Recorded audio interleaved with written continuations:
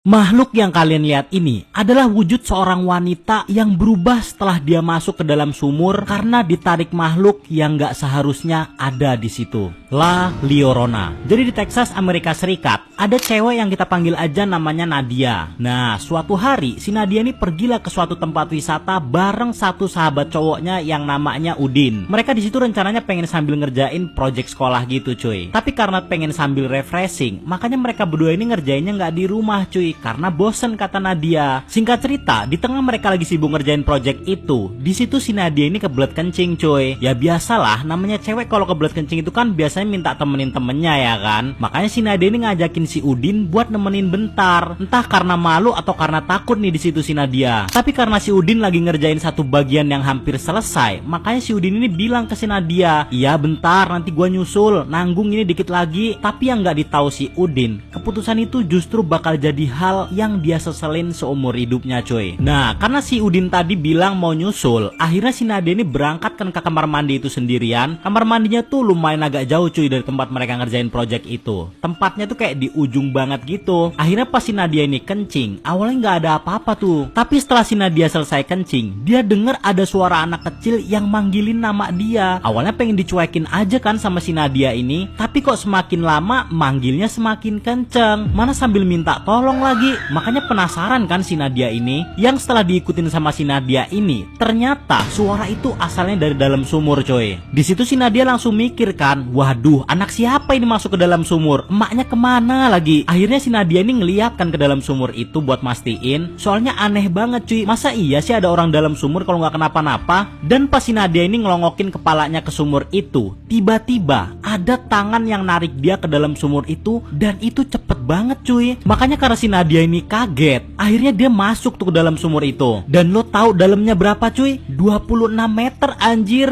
Wah gila, dalam juga itu sumur. Dan setelah si Nadia masuk ke sumur itu, disinilah awal keanehan itu mulai terjadi, cuy. Tapi biar video ini gak kepanjangan, gue bakal lanjut cerita ini di part 2. Jadi jangan lupa langsung tonton part 2 nya ya, cuy.